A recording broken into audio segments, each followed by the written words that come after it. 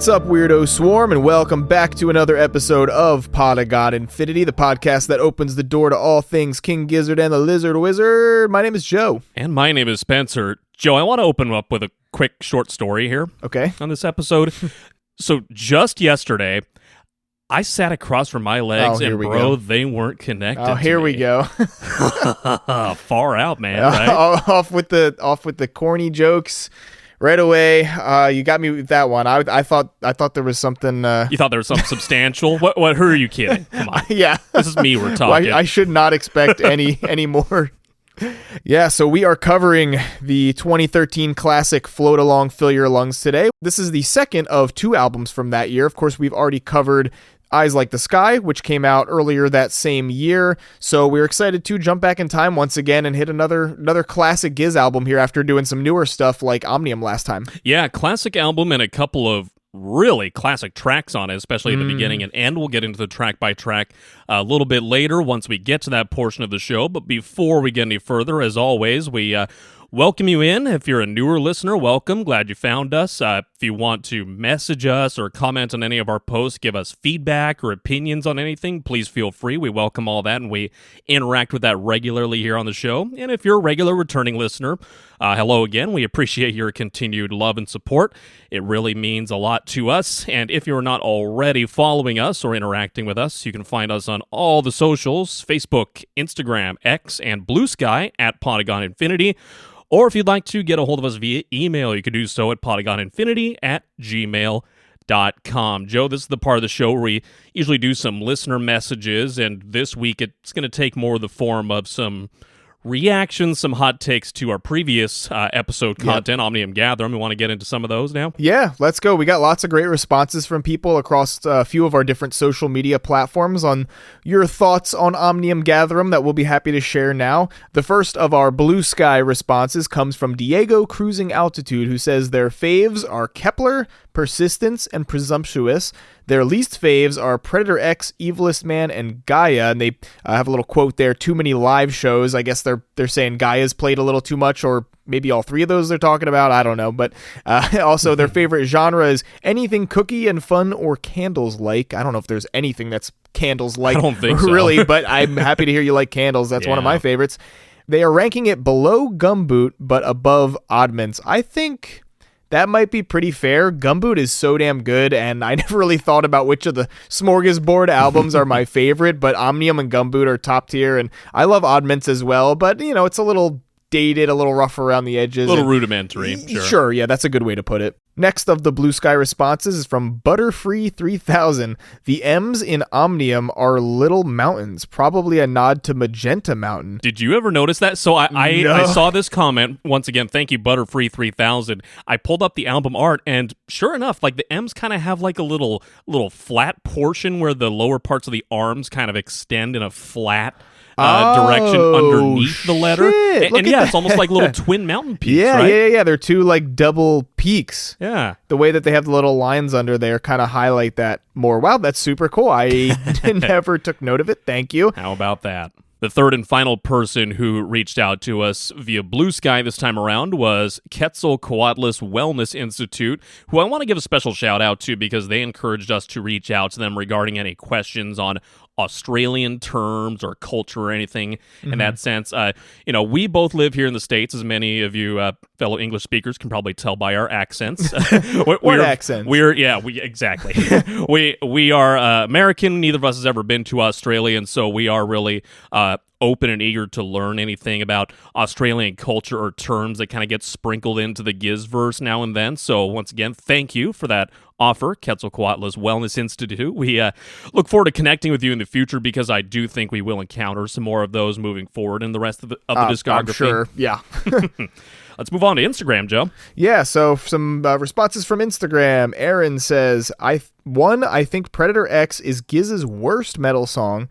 2, we need more rap songs, definitely. 3, this is definitely their best Smorgasbord album by far. Predator X being the worst metal song, I mean, in terms of how good all the other ones are, like maybe it's definitely on the lower end if I were to rank all of them. But using the word worst feels a little harsh there because it's still a banger. But yeah, we do need more rap songs. And is it their best Smorgasbord album? maybe we could, like we already said, it's like Gumboot is so damn good. This definitely has the most songs, so it's kind of got that edge to it in that way, maybe. So yeah. Who's to say? Maybe up for debate. I think I do rank Omnium as my personal favorite of the 3 Smorgasbord albums. But like I said, certainly up for debate. Another Instagram comment, Rick H chimes in saying, one of their best albums, IMO. Almost every track is a banger. Persistence, Presumptuous, and Candles are 3 of their most underrated tracks. I really hope they get put into live rotation one day. Also, at Barcelona Night 3 this year, Magenta Mountain into Grim Reaper was my personal highlight of the residency. We were at the front, and the crowd went crazy when Grim Reaper dropped. Bum, bum, bum, bum, bum, bum, bum, bum, bum, bum. It was really fun. Ambrose came to the barrier to do his last verse, and everyone surged towards him, and he grabbed my girlfriend's hand. She was happy. That is so cool, Rick. Thank you for writing in with that one. What an excellent experience. Damn, dude, what a night. I'm so jealous. Thanks. Daniel, a.k.a. Yoko Oh No, says, the Beatles created the White Album and King Gizzard created Omnium Gatherum. This is their very own White Album. The mix of tracks is incredible. Whatever genre you want to hear, you can find it on this album. It's a brilliant album to listen to if you are new to Giz. Lots of tracks that throw back to other albums in terms of style and genre. I said the word album a lot there, and it was trying not to trip up.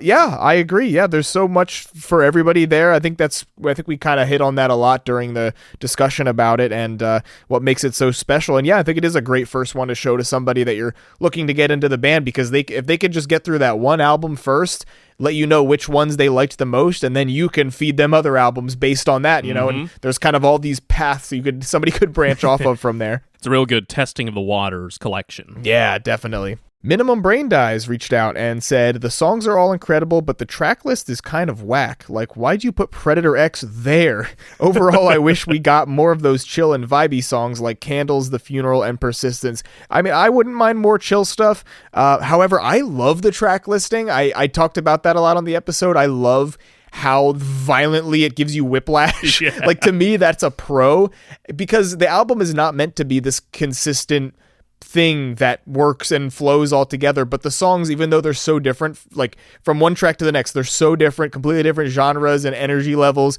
but they still flow right in and out of each other in such a nice way. So I think it's perfect. I love the chaos. I fully embrace it. And I think I mentioned this on that episode, that especially on the second half of the album where Predator X and the tracks of Minimum Brain Dies named here, that's the half of the record where it's almost like 2 people fighting over control of a car stereo. Yeah, right. Like, hey, I want to listen to rap. No, metal. No, exactly. 70s classic rock, and it's going back and forth. Whereas the first half of the album is more so like there are these buffer zone transitions from track to track, But so I think agree to disagree on this one. Minimum Brain Dies, but that's the fun of it, right? Hear different opinions. For sure.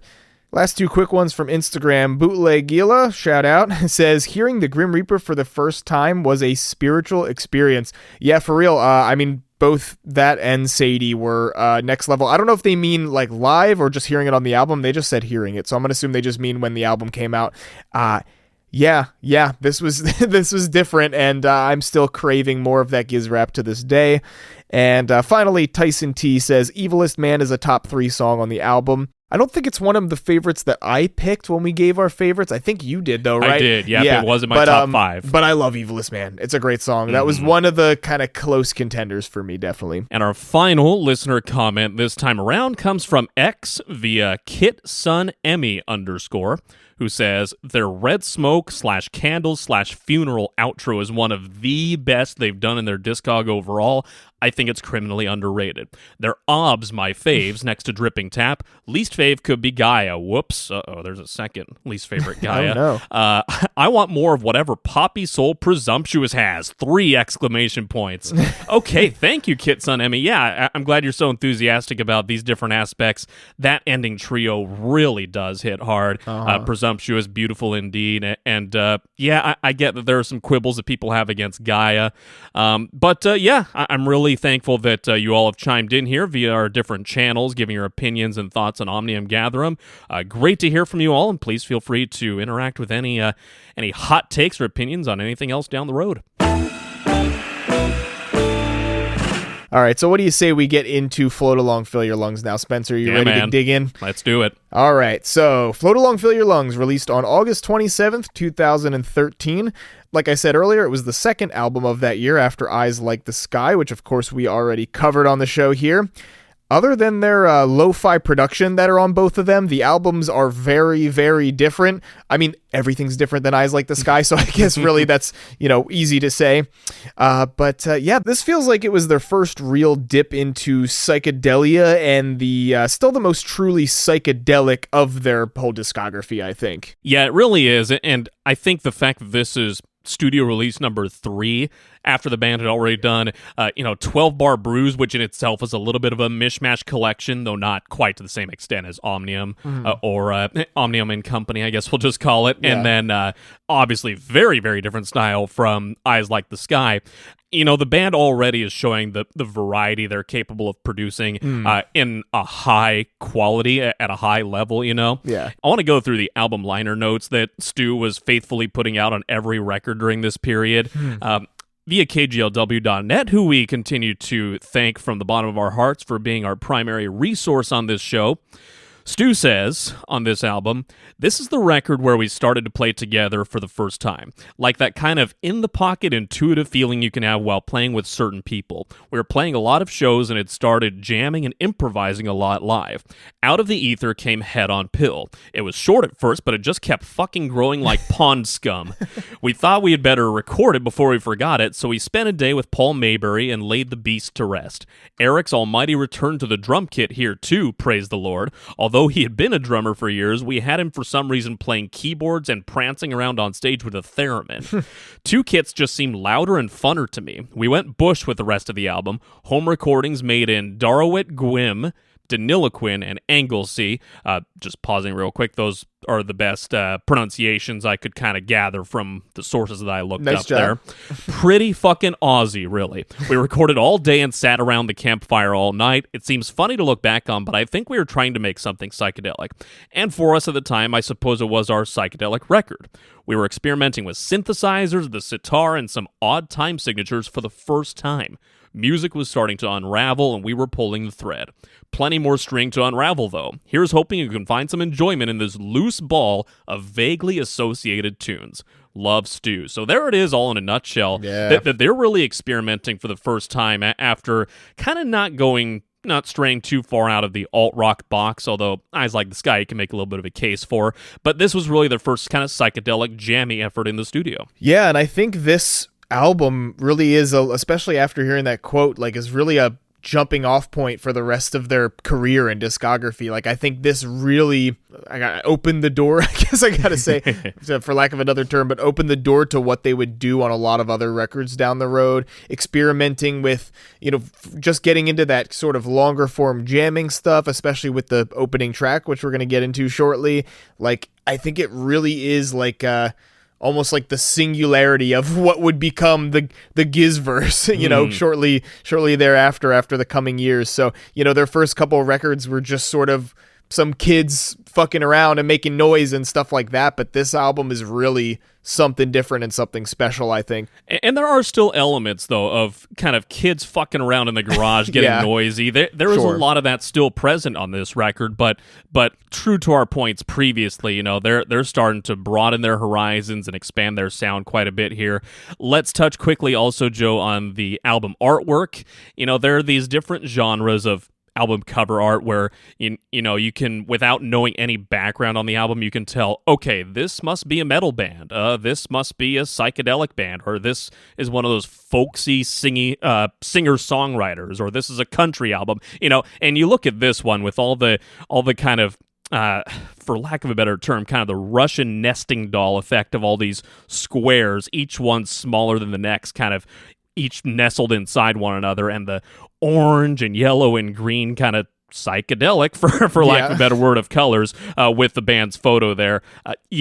Pretty much exactly what kind of genre you're getting into when you look at this album art. Yeah, it was the first and one of only 2 times where the band members are actually on the album cover in any sort of way. Of course, Changes, which would come years later, has the guys on the cover, but those are the only 2 times we've seen this, so it is really different. You're so used to their trippy and crazy, Jason Galea artwork and everything. And this is very different. Although Jason is still involved, he's credited with creating that projection, that imagery, those squares layered inside of each other. Yeah, Jason created that projection, as you just said, with the colors and the squares. The photography of the band photo there at the bottom of the artwork is by Ben Butcher. So the two of them kind of headed up this effort and this little psychedelic backdrop for the album. Just a couple other little things to touch on before we move forward into our track-by-track discussion. This album feels, in a couple different ways, somewhat evocative of the Beatles, and specifically their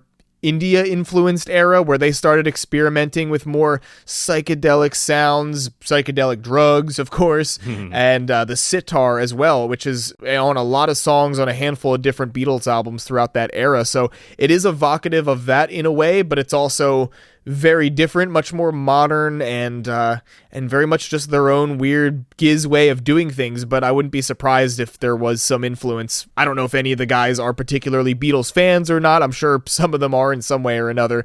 So I think they would understand the that little bit of a comparison there. Yeah, I have the Beatles down repeatedly in my notes for this album as we're about to get into it. But I listened to the Beatles for about a week and a half leading up to this recording session. I listened to some Revolver, some Sgt. Pepper's, of course. And that's my favorite era of the Beatles. I've never been the biggest Beatles fan, but a couple years ago I started getting more into some of their stuff, and that is the best shit to me. The stuff when they were the most messed up on drugs, that's when they made the best music. I love, all the ones you named. Revolver is one of my favorite. I love that album. It's a good one. That was actually my first time listening all the way through that album. Yeah. And I really enjoyed it. Great. Just going through my workday and enjoying those sounds. Yeah, there's songs like Within You, Without You is a great one with lots of sitar on it. Yeah. Or that's Sgt. Pepper. Yeah. I'm forgetting now. Okay, well, whatever. But that's there's a couple like that come to mind with heavy sitar use. Yeah, and there are a couple of other Beatles-y characteristics that we'll get into in the track by track. Speaking of which, Joe, are you ready to jump in? Yeah, let's do it. Let's get right into it. The first track of this album is, of course, the magnificent, absolute, divine, transcendent Head On Pill.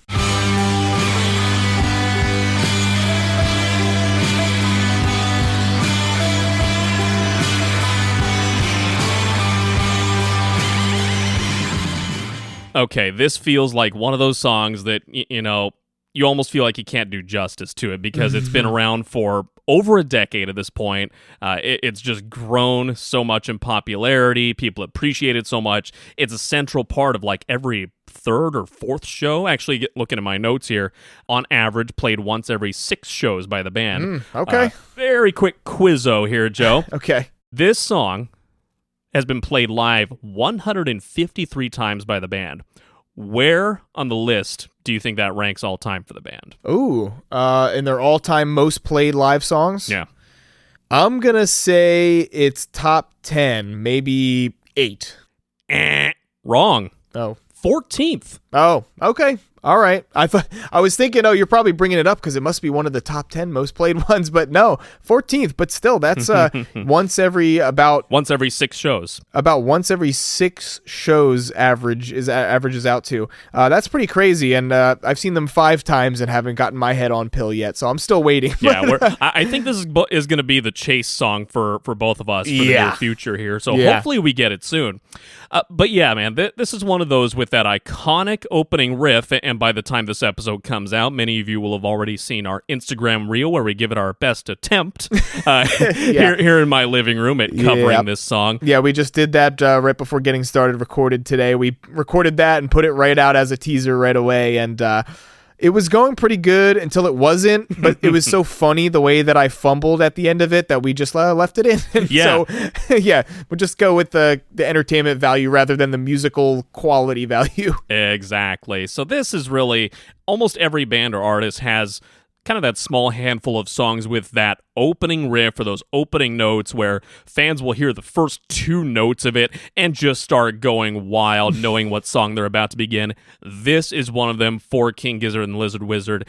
Just one of their really earliest iconic riffs I think they created in their catalog, because again, this is 2013 we're talking about. The band was still kind of getting their sea legs. They were still strictly based in Australia. They weren't internationally releasing their albums yet. It was very much a local scene kind of group. group still at this point in the band's history. But the fact they were able to kind of build this song into what it was, which this started as 2 separate songs, by the way, they truly unleashed a beast here. Yeah, it's seriously become one of their most beloved songs in the discography over the years. Everybody loves it, and it's a massive crowd favorite when they bust it out live, especially as a closer to a show or anything like that. Is a really just a big moment when they bust out that song. You mentioned the fact that this was originally 2 songs, and that brings me to the point of this is, I think, the only double track in their entire discography where it's like 2 songs in one. Mm-hmm. Yeah,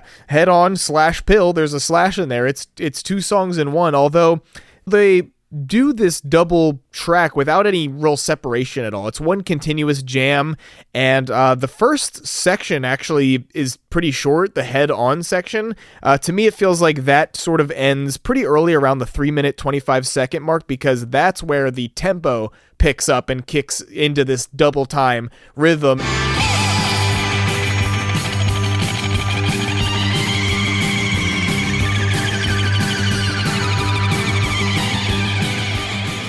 And then you get the whole ate the wrong. That's the Pill section. So that's sort of where the split is for me, even though you'd think it would be kind of half and half, but it's not at all. And then later in the song, towards the end, it kind of comes back to the main verse melody from the Head On section. So it does make a return. But yeah, it really kind of defies expectations in that way. Like you said, you would think that a 16-minute long track, actually, before I go any further, it's technically, canonically not 16 minutes. Yep.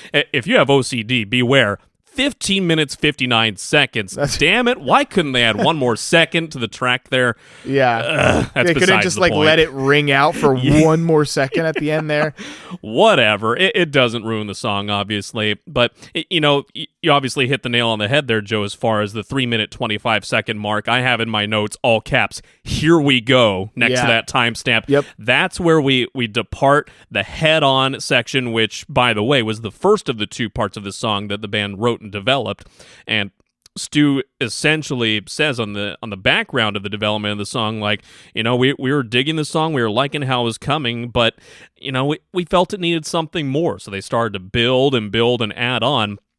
And then this is where the jam aspect starts to come in a little bit more. They start to jam on a separate riff and enter the Pill portion of the song. The Head On is more of like this psychedelic sitar-powered droning track. Yeah, it's that's this the exact woozy, word I was going to use.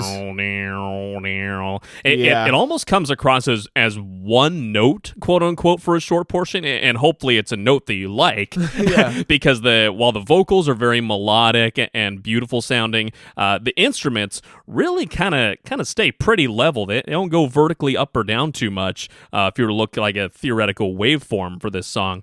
But, that droning quality just really adds to the psychedelic feel. But once that 3-minute, 25-second mark hits, you get a loud woo from Stu, and the band kicks into hyperdrive. You hear Eric and Cavs both on the drums.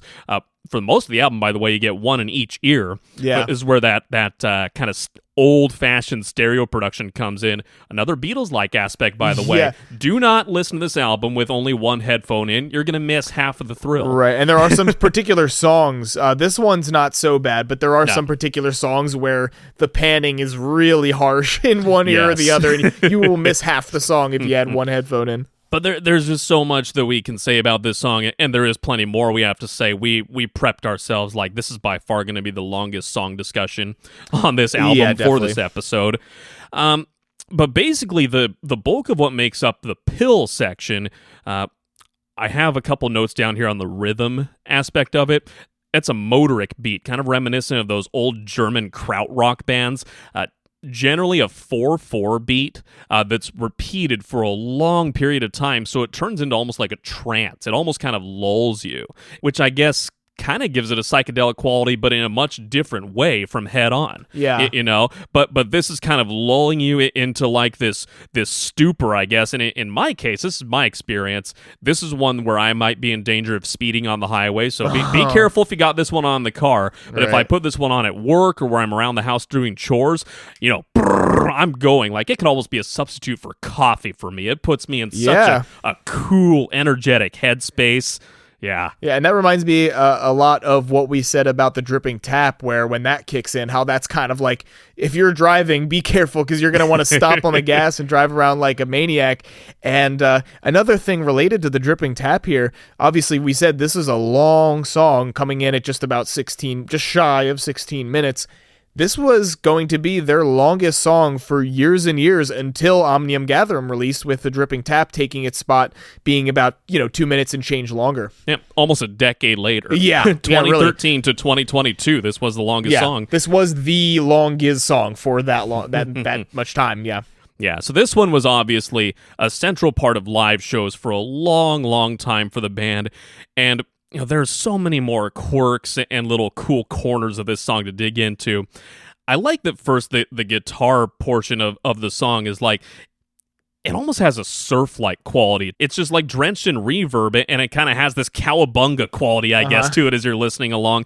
But then you get a couple more layers that I think kind of tend to sit lower in the mix, but if you're nerds like us, I'm just going to say it, if you're nerds like us, you might realize there's another guitar that's kind of squealing and doing this crazy distortion, some wah pedal in there I noticed as well on some ensuing listens. Yeah, and there's a handful of moments with the classic Giz feedback delay sound,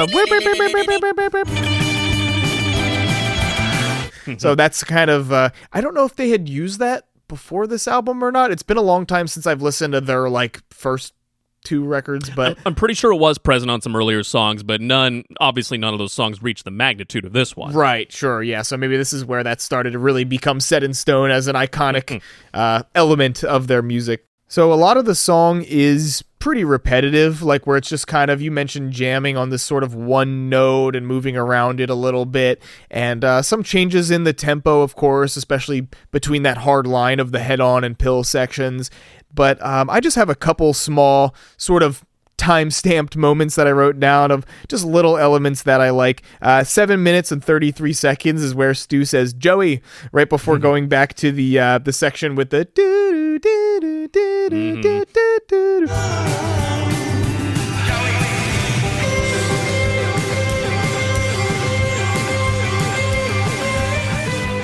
So sort of they left in this vocal cue of Stu saying Joey, switch to this guitar part now, and they left it in, and I love it. It always stands out to me. And around 9 minutes into the song, there's this high-pitched whining feedback sound, specifically in the right headphone or the right speaker, right channel.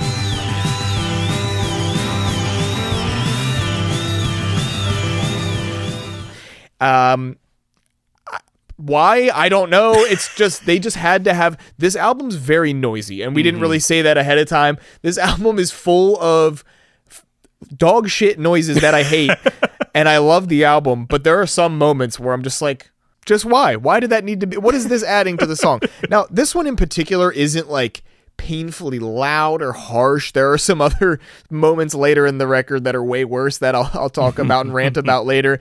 But it's just a weird thing that stood out to me of just why? Yeah, sure.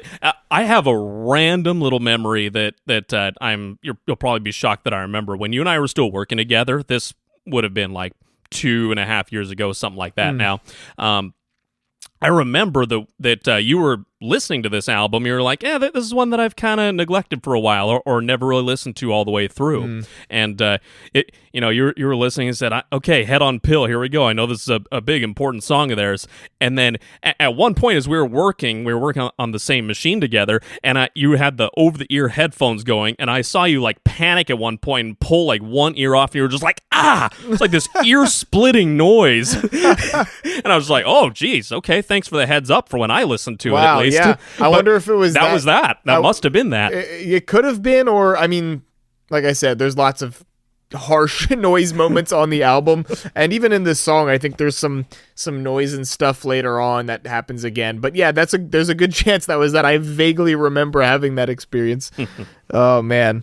Actually, I think what's worse than the wee noise is closer towards the end, where there's this sort of explosion. There's this high pitch, where it's rushing and getting louder and higher pitched.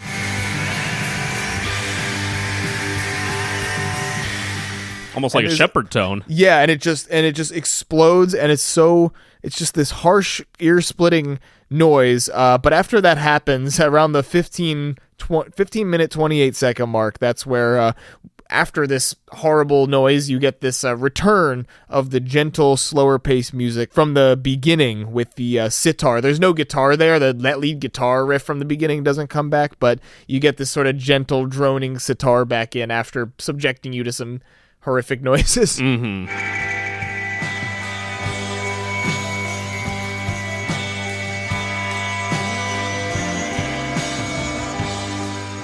A couple of the other randomly sprinkled timestamp moments I heard and picked up on from this song. 2 minutes, 30 seconds. You'll notice the guitar notes begin to bend and distort for the first time in the track. You kind of get this, and it makes it feel woozy and psychedelic. Oh, yeah. And you can almost imagine your vision distorting and getting wavy.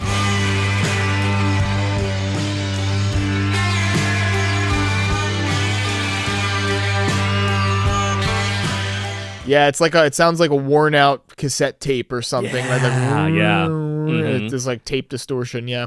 4 minutes, 47 seconds, adding on to your comment a minute ago on Stu's vocal cues. 4:47, he yells, "Yep!" kind of signaling to the band that it's time for the vocal hook of Pill. Yep, yeah. The first time he does a yup, and then later when they go back to that section, he goes, "Joey." That's when he says Joey, yeah. And he does do this live still to this day at certain points in certain songs. I actually remember, for a specific example here, listening to the Austin 2024 show, there's a moment where Stu goes, "Nope," reminding the band not to go into the riff or to the vocal hook at that point. So it can go either way, yep or a nope. Yeah, if he wants to keep jamming on one section for a little longer live, he'll go nope, and then they keep going. Yeah, but though that vocal hook and obviously the guitar riff of the Pill section repeated over and over, but with some space jamming in between. Really, really cool. It just transports me to a place. A little kind of human touch that I noticed later in the song. Stu has to catch his breath in the middle of the ooh, ooh, twice. 13:07 and 13:18, he stops,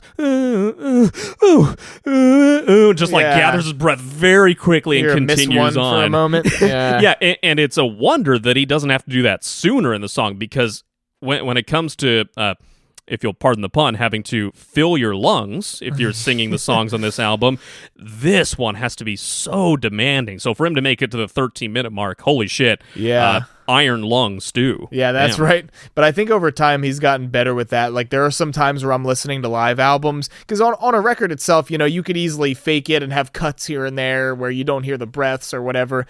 But live, he is very impressive with some of the crazy vocal deliveries and minimal breaths in some sections. Let's touch on the lyrics briefly, and this was something we were talking about off mic that is not going to be nearly as in-depth as it usually is on this show, the lyrical discussions.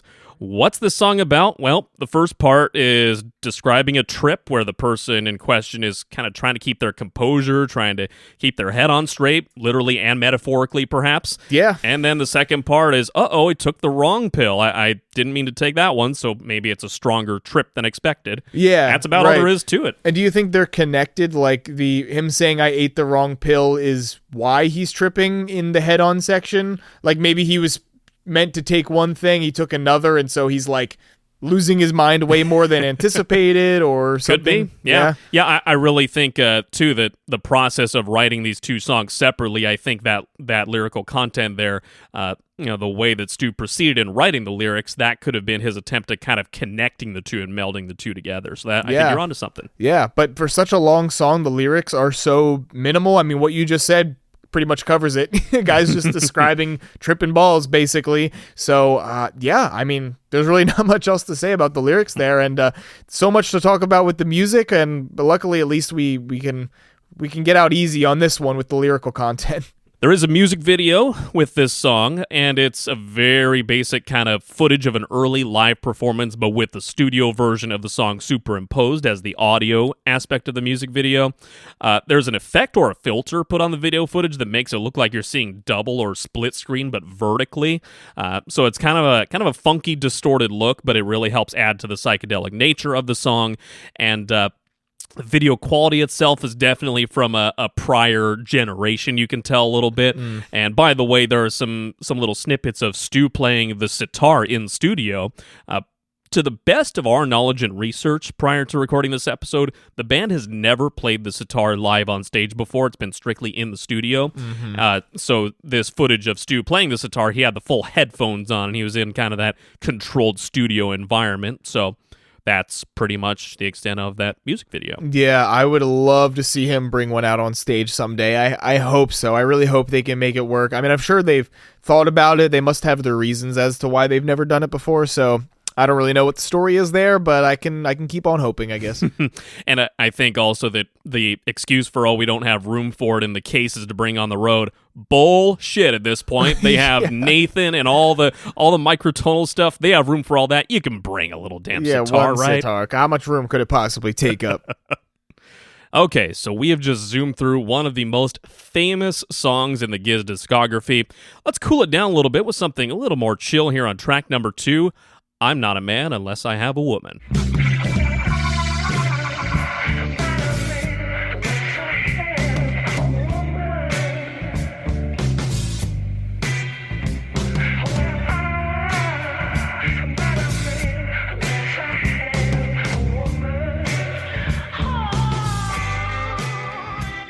This one is really just a simple and short love song with a lot of inspiration taken from classic soul music. It is sung between Stu and Ambrose together, with Ambi playing the part of the woman in this scenario, which is interesting, but he's able to hit that high register really well and take on that part, and it makes it lighthearted, but kind of a fun, kind of silly, easygoing short song after the wild ride of an opening track we just had. Yeah, my lyrical analysis on this song is one sentence: guy and girl love each other and never shall they part. Yeah. That is all I have typed out for that. Yeah. So with that said, let's get into the music a little bit. This song, by the way, has been performed live 4 times, all in Australia, and never since August 29th, 2013.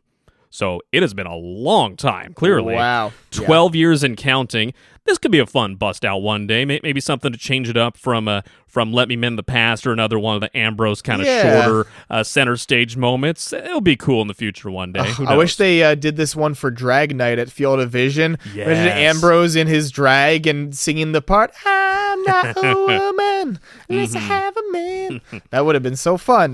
Missed opportunity. Maybe next year. So this is a co-write between Stu and Ambrose, in addition to them sharing the vocal duties with that kind of call and response. And like you hinted at the top, Joe, kind of retro soul and pop influence here. And this really isn't meant to be sort of a toxic masculinity, hinting toward the listener, hey, you're really not a man unless you had a woman by your side, unless you got a woman on your arm. This is a very innocent kind of a guy and a girl are in love, and it's a beautiful thing, and nothing more, really. I do see it, though, kind of stylistically as a sort of satire of famous male-female duets that were popular in the 60s. Kind of that, or maybe late 50s through the mid-60s kind of era. Sonny and Cher, I Got You, Babe, comes to mind. Marvin Gaye and Tammy Terrell, Ain't No Mountain High Enough. Okay. This really kind of evokes a particular era to me. And we spoke earlier also about stereo production, kind of that left and right channel splitting. Oh boy. This is one of the big ones. In the left ear, you have ambi and the guitar, and in the right ear, the bass and the sitar, right? Yeah, and the drums for a lot of the track are panned hard left as well. That's true, and too. That was a thing that I wrote here, is this is definitely one of the songs that gives me big Beatles energy, specifically just with the production, because of the way that they did that hard panning that was so popular with a lot of the Beatles music. Yeah, with the old style production, by the way, I don't think we touched on this yet. The analog production sound throughout this album is so rich. It's kind of got like that background hiss a little bit. Yeah. It gives it more of that retro quality. We would hear that many years later on Changes also. We talked about that ad nauseum on the Changes episode, if you haven't listened to that one just yet. Just so retro and evocative of that 1960s kind of colorful era, but detached from the hippie 60s that a lot of us kind of think of when we think of that decade. Right. Definitely the guy-girl pop duet, like I mentioned. feel to this. But yeah, really kind of sweet, innocent song. One of the shorter tracks on the album, 2 minutes, 55 seconds. That's really all there is to it. Yeah, I mean, just to elaborate a little bit as much as I can on the lyrics, because they are, again, pretty short and simple. But yeah, Stu's part is really just the perspective of a man describing how his partner, his woman, whether it's his girlfriend, his wife, whatever, makes him feel complete and how much he values her. There's that line, she's 100 pounds of gold, that he repeats a couple times. So that's essentially it. And then, yeah, Ambi takes the really high-pitched part of the woman in the scenario and just sings, I'm not a woman unless I have a man, in response to the I'm not a man unless I have a woman. So kind of just this, you make me feel complete kind of thing, and that's all there is to it. These were simpler times, at least lyrically, for the band. Good God. Yeah, really. Want to give some credit to the guitar here, whether it's Joey or Stu. That's another thing we should talk about here. This is in that earlier era of the band's history where we don't have the benefit for most tracks of like the breakdown of who plays what instrument on every single track. So we can assume likely either Stu or Joey, maybe Cookie. Ambrose even plays the guitar on occasion, especially in the earlier years, I recently found out. Not so much in recent history. But I want to state my appreciation for the guitar work on here, just that cool riff. It's not just the vocals that are taking all the glory here. The guitar gets a moment to shine, and then Ambrose plays the harmonica a little bit. This wouldn't be a true, beautiful Studio Giz album without some ambi harmonica. Oh, that's right.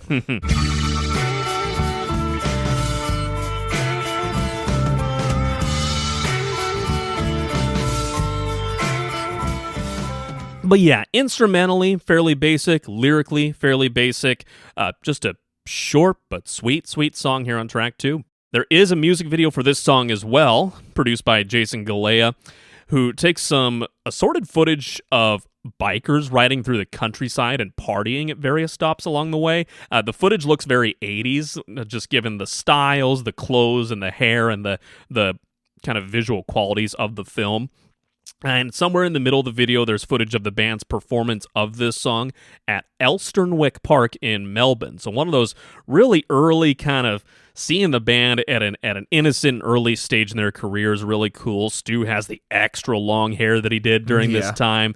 And so just a really cool kind of callback to a previous era, of course, with that biker footage, like I said, looks so 80s, and then the early Giz footage. Photography done by Carby Warby, by the way, who is apparently a prominent rock photographer based in Melbourne. That's kind of a hard name to forget, by the way, Carby Warby. Carby Warby. Right? All right, so with that, let's move right along on to track number 3. This is God is Calling Me Back Home.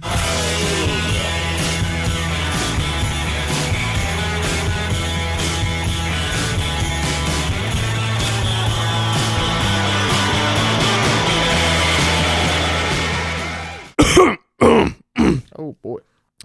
Sorry, I figured it'd be appropriate to start off the song discussion the same way the song itself starts off. Oh, God.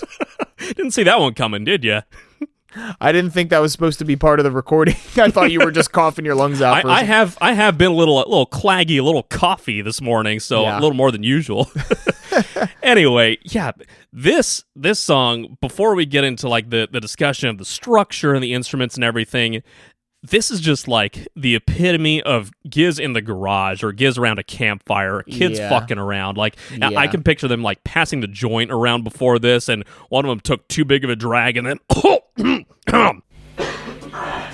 or maybe it was just like a clearing the phlegm from the throat before singing, right? That Stu was doing. But that's kind of the gist of what I'm picturing. They're kind of banging out this really basic song that's probably in like a little home studio or garage space, and this is one of the most rudimentary songs on this album, but it is still a hell of a lot of fun. Yeah, I gotta say, right at the top of this song, the vocals are so crunchy, and specifically when the group vocal lines come in, you can actually hear the clipping of the mics, and it hurts my ears if I'm listening to this in headphones.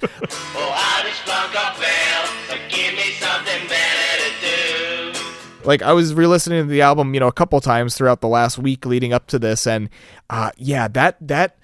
this song has some elements that just really, really get to my ears in a non-pleasant way. Actually, in fact, maybe I could take your thing this week and then call it a production peccadillo, as you like to bring up. I'm going to steal your thunder there. I have a production peccadillo with a lot of this whole album, with some of the noisier, crunchier, really high-pitched elements that they left in some spots, and this song I think is the most guilty of all of them for me. Yeah, Stu really goes into a very nasally, high-pitched, like pinched vocal here. Meet me in the house on the top of the hill. Yeah, I agree with you. Yeah, that whole beginning section almost has like this high-pass filter on it, where it's just like all the low frequencies are taking out. It's just really high frequencies in the vocals specifically that just hurt. They sound like they're coming through like a old phone or a radio or something, or a baby monitor or something that would just like distort it and make it sound terrible. I'll put my friend on speakerphone. He can sing the lead vocals here from speakerphone on the other end of the call. Yeah, it's about what it sounds like. But with all that said, I really do like the song once it actually gets going. Just after about the minute mark, where you get this nice drum fill, the lead guitar come in with a little more clarity. That I hear him calling.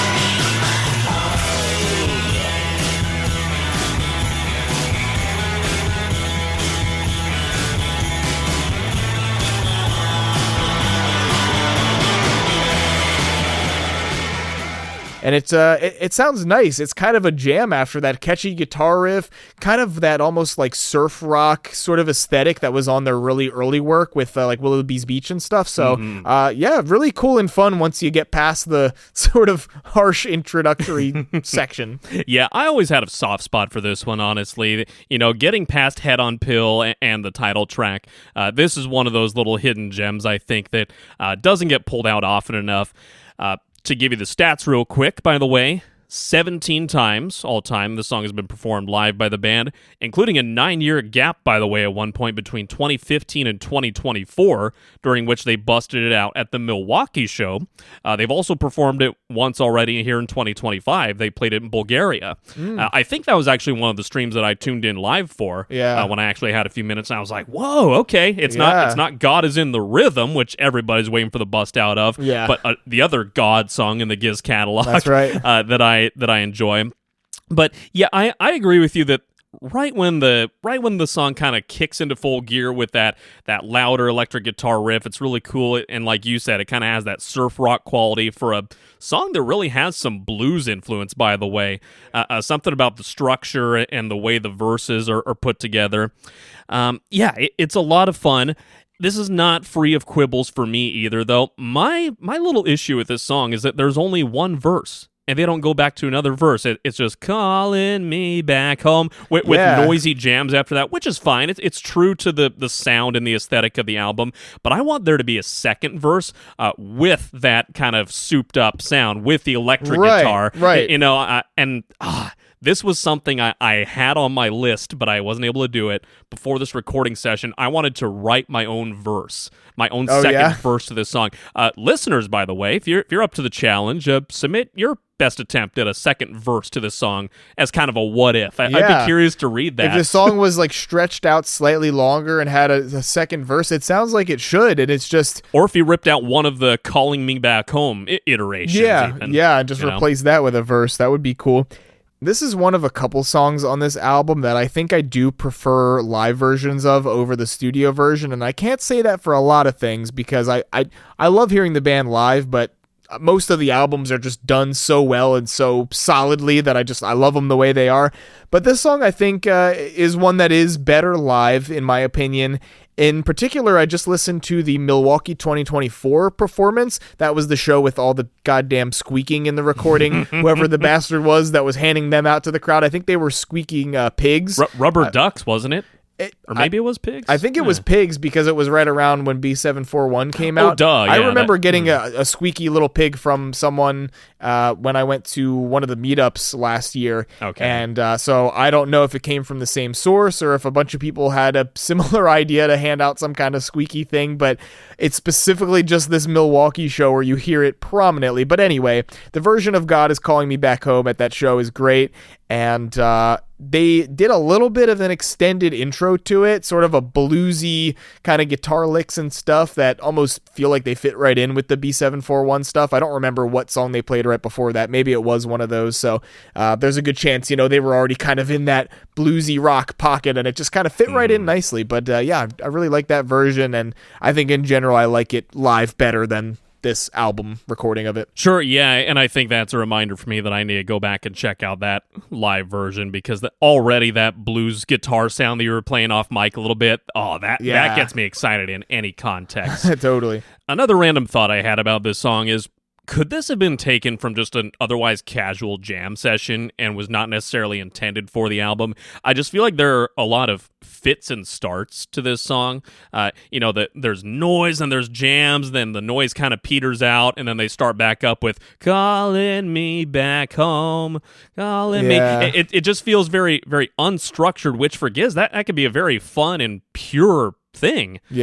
So I really have my doubts as to whether this was intended for the record in the first place, which I don't cite as a weakness. I think having those human qualities of, oops, this just kind of found its way into the mix, I think that in many cases is very fun and very cool. But yeah, all in all, I think the Joe's production peccadillo aside here, and my issue with there being no second verse, this is a very, very fun song about some shockingly dark subject matter, actually. Yeah. Story told from the first-person perspective of a guy who's seemingly bored and just decides to go kill someone. But right as he's about to pull that trigger, he hears God's call, and he's just like, hey, put that gun down, put the weapon down, don't kill that man. Settle down and come back home, whether that means, do good and earn your ticket to heaven, or be a good human being, continue to live your life on earth. And something about the gospel influence nature of this, I think with that, God's call me back home, it's kind of emulating or satirizing those old gospel influenced Delta blues, maybe, a la Robert Johnson or some of those really old names. Yeah, I could definitely see that. And the whole meaning behind this song, it's bizarre, but you have the repetition of "I'll just flunk or fail, so give me something better to do." Yeah. That kind of, to me, I mean, obviously this guy's having a rough time, and maybe he's a young man still in school, in high school or college or something like that, because that's what I think of when I hear flunk or fail. I think, failing classes, failing out of school. So maybe he's just having a rough time, not feeling hopeful about his education, his future, and he's bored, is like, I'll just go kill some people just to feel something, I guess. And then there's no specific elaboration of what God's message is to this young man, but it's simply just, I hear God call and all my hate is gone. I hear him calling me back home, and that's it. And it's just like, oh, I'm fixed now. I've seen the light. That's about it. This song wouldn't be a blues number, of course, without a little Ambrose touch. In the latter part of the song, Ambrose joins in with a little, you might call it echo, you might call it call and response, but he joins in the calling me back home refrain. But what I like about Ambrose's contribution here vocally is that he varies his emphasis within the phrase, calling me back home, calling me back home, like he's changing his phrasing slightly, which, in my opinion, prevents the song from becoming overly repetitive. Sure, yeah. I will just add in, to continue complaining a little bit, at the very end of this song, there is this horrible, painful white noise and screeching that hurts really bad. Why does this song keep hurting me, Spencer? What the hell's going on here?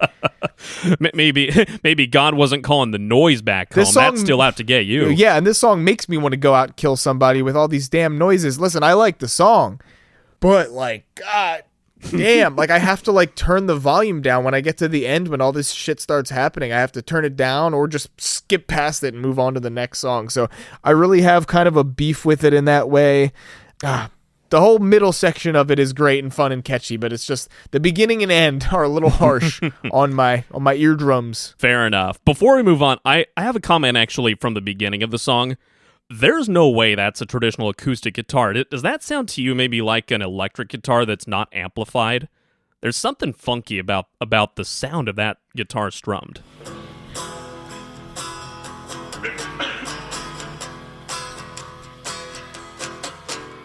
Yeah, there's not a lot of resonance to the sound. There is a good chance that it is maybe just like an unplugged electric guitar, like they put a mic right up to an electric guitar, because it doesn't have that full sound that a whole body of an acoustic guitar would give to it.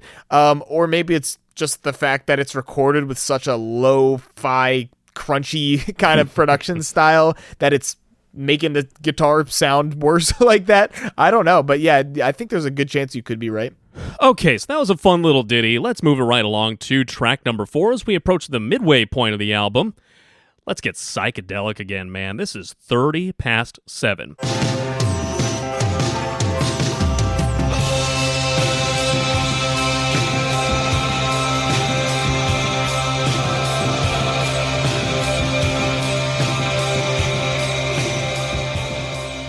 This is a really interesting song. It's got this really unique synth intro that you don't hear too much of. Obviously, they were experimenting with a bit of synths on this album, which is cool, but the synth doesn't really exist throughout the rest of the song. It's just kind of this intro section that sort of stands on its own before the full song as we know it kicks in.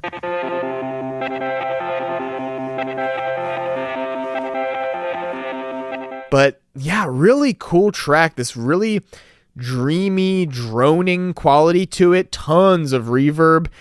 Very much this full wall of sound kind of sound. I don't know. Wall of sound kind of sound. Mm-hmm. Plenty more sitar in there as well, filling it all in along with the guitar and everything else. It is really cool. The sitar really is a central piece of this song and really hammering home the psychedelic aspect of the album here on track 4 after we took kind of a break for the last 2 tracks. A little more soul pop, a little more blues going on the last couple of songs. But here, delving right back into the thick of things psychedelic-wise. This is a Stu soul writing venture and a Stu solo vocal venture as well. The first note I actually had written down on this track: surrender to the void, it is not dying. Yeah. Some of the keys they're hitting, some of the notes they're hitting in the song really reminded me of Tomorrow Never Knows by the Beatles. Speaking of the Beatles earlier, geez. And there was also, I might add, a notable cover version of this by Phil Collins on his debut solo album in 1981, Face Value, an album I have loved for many, many years. And we were talking off mic about songs that I didn't know were covers originally. We're talking about Muse cover of Radiohead's Creep that I heard years ago. Yeah. This was another one. When I heard the Phil Collins version of that, Tomorrow Never Knows, I didn't know that was a Beatles song originally.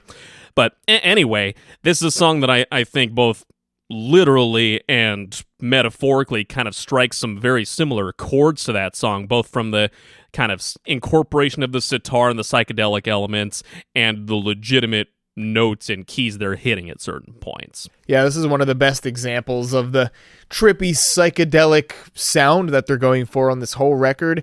And the song is pretty static, though. It is short once again, but it just kind of sits on this same kind of note for most of it. Same couple of notes. It's really a little bit slower than some of the last couple songs we heard. So there's really not too much to say as far as different sections of it or anything. It's kind of static for the whole runtime, but I still find it to be really fun to sing along to and just sort of zone out to, drive to, whatever sort of situation you're in when you're listening to the album. But where there is a little more to say, I think, is getting into the lyrics a bit. They seem to be describing a guy who is very unhappy in the morning when he has to get up for work, sort of the getting ready for the 9-to-5 grind sort of thing, and he's just groggy and tired and just not happy with his situation, maybe. I could read all the lyrics here because there's not many of them, but at 30 past 7, you know I could be better. At 30 past 2, I'll get along with you. I guess, like, I'll be a little bit better of a person later in the afternoon after I'm most of the way through my day. Yeah. I'm grumpy in the morning. You know that when I'm yawning, it's true. That I'll be snappy towards you. That I'll bite pieces out of you. So, yeah, that's the entire lyrics of the song. Pretty straightforward. Again, another really kind of easy to analyze song here as far as the lyrics go. But the words are sung very slowly and drawn out in a way that fits the sound and fits the instrumentation of the track pretty well. So even though there's not a lot of words, it doesn't feel like they're all rushed through right away or anything like that. They're drawn out in this nice way that complements the music. Yeah, it really fits the droning quality of this song. And this is one of those songs just because of its audio aesthetics, the sitar and that slow beat, it's kind of hypnotizing you, and you expect the lyrical content's going to be kind of like a focus or meditate or relax, surrender to the void, if you will. But nope, it's about don't bother me in the morning, I'm going to be cranky, I'm going to take bites out of you. Don't talk to me until I've had my coffee. And perhaps as a result of that, this is probably one of the earliest examples in the band's history of the music and lyrics not matching up. Yeah. Yeah, for sure. This is a band that would go on to write songs like, Cold Cadaver. Or Bone, or that entire album. All of paper mache, practically. But yeah, so it really has a certain feel to it. There's also a woozy slide guitar.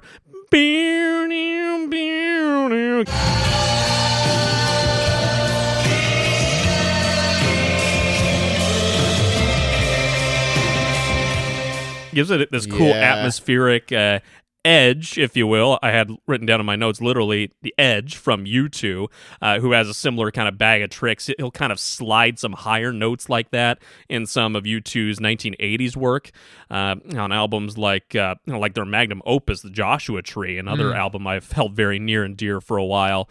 He plays a lot of kind of those little tricks on the slide guitar.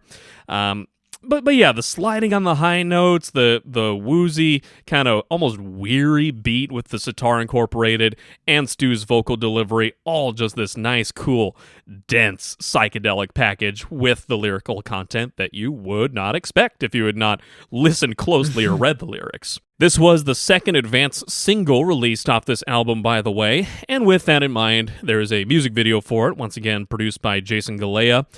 It's a weird one. It contains a montage of clips taken from different VHS tapes from the 1980s. There's some like thriller or sci-fi films or whatever, short films with some psychedelic effects superimposed over the footage, and there really doesn't seem to be much of a central message to the video, just kind of a weird collage or montage mishmash of things. Yeah, fitting with the sound though. Still. Yeah, definitely. All right, what do you say we move on to the next track, Let Me Mend the Past.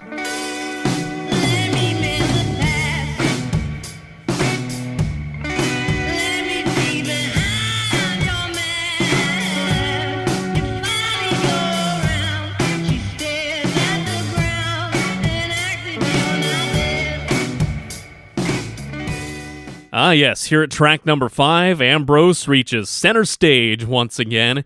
Despite this being so early in the band's history, there really seemed to be kind of a desire for the group, and maybe Stu as a band leader, just being close friends with these guys. I think he really realized the potential and the ability that Ambrose had in his vocals. I mean, it's just such a gift that he has, arguably the best / greatest range of any vocalist in the band. This is one of those songs where he'll strut around with a microphone across the stage. He'll go up against the barrier right up next to fans. He likes to kind of drape the slack of the microphone cable over his shoulders. Yeah. This is just one of those showstopper moments where Ambrose gets to strut his stuff and kind of showcase his vocal range. And it's just one of those kind of bittersweet songs where he, like I said, gets to showcase his voice, gets to show off some of his stage presence, and get into some of that soul and R&B influence that really permeates a lot of the songs that he has a hand in writing. Yeah, this is one that we have gotten to see live firsthand. Forest Hills Night 2, the rock show, just this year, a couple months ago. They busted this one out, and that was awesome, getting to see Ambi strut around the stage and really get into it and have that moment. And this is one of the songs where he is really just belting. Like, he is like, it sounds like it hurts to sing the way he's sort of screaming every word to the track. But this is the one of the early Ambi tracks that would become legendary down the road and kind of be highlighted. I think I don't think you touched on any of the live performance stats yet at all from this track, but this was one, and correct me if I'm wrong, I think this was one that they played a decent amount when the album first came out, and then it was sort of on hiatus for years and years until it came back, much like some other tracks we've talked about so far? Yeah, that's exactly right. In fact, almost 5 years to the day was its hiatus between 2013 and 2018. They played it only within Australia through 2013 because they weren't really reaching internationally at that point. November 13th of that year, after which it had a 5-year hiatus, and then November the 24th, 2018, it made a comeback in Adelaide. Remained actually in Australia for another year or so after that. Finally made its stateside debut in San Francisco in August of 2019, and then Seattle, Washington State, and then Philly actually August 30th, 2019 made one of its earlier stateside appearances.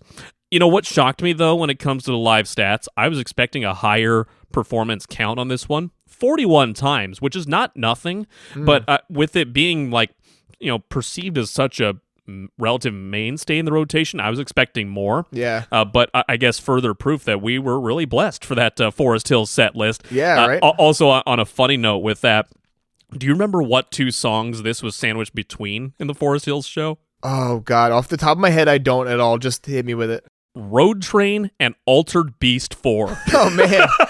Awesome. If you want just a microcosm of just how all over the map Giz is with all their genres, just look at that 3-song run. Road Train, Let Me Mend the Past, Altered Beast 4. That's insane. Fuck, man. Yeah. Oh, my God. So we've talked already about sort of the qualities of the song structure and instrumentally a little bit, and just the belting vocal quality that Ambrose brings. This is probably one of the slightly longer lyrical discussions that we might have around this album. The narrator in the song states a desire to right some wrongs, and on the surface, this was me actually, one might assume that it's about a feuding couple in a romantic relationship, but the story actually goes a lot deeper and more personal for Ambrose.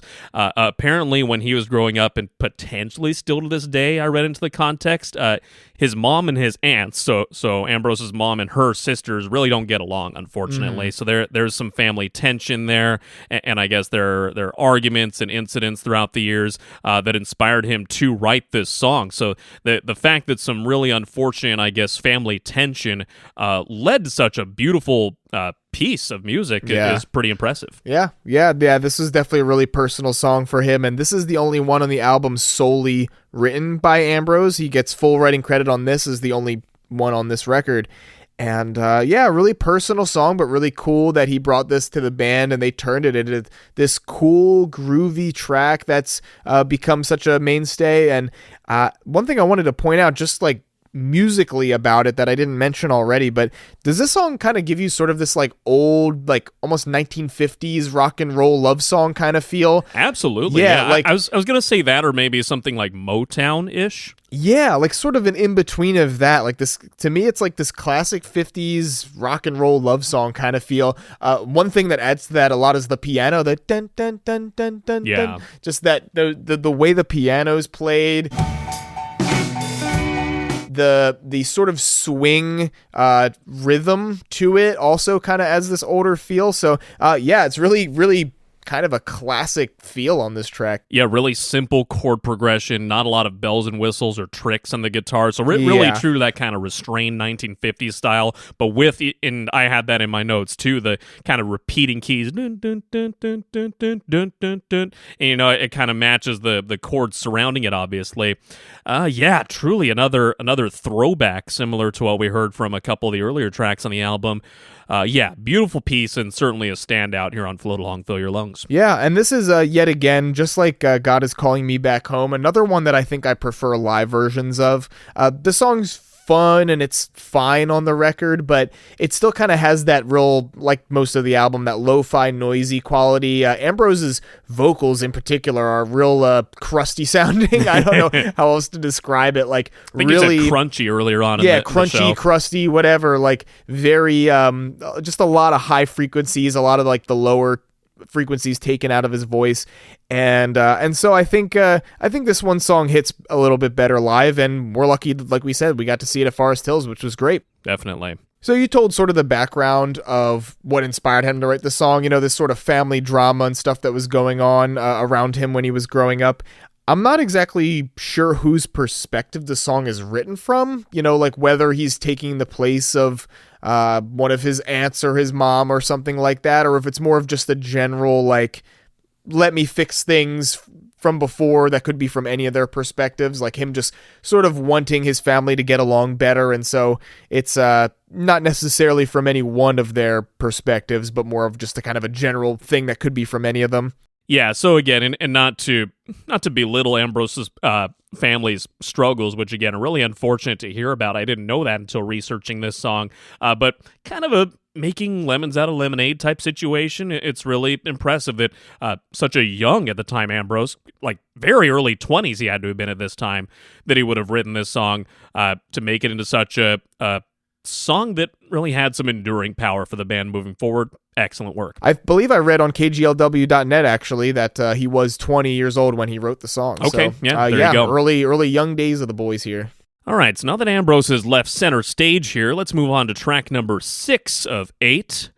This is Mystery Jack.